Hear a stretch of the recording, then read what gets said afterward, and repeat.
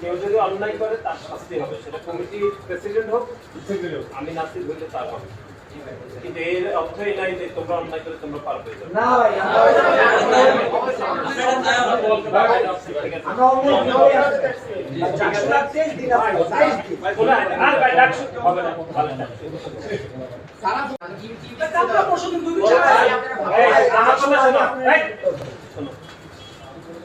কেউ যদি অন্যায় করে তার শাস্তি হবে, সেটা কমিটির প্রেসিডেন্ট হোক, আমি নাসির হইলে তার হবে।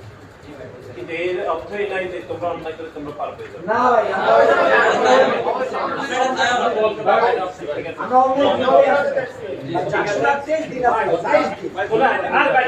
হবে না।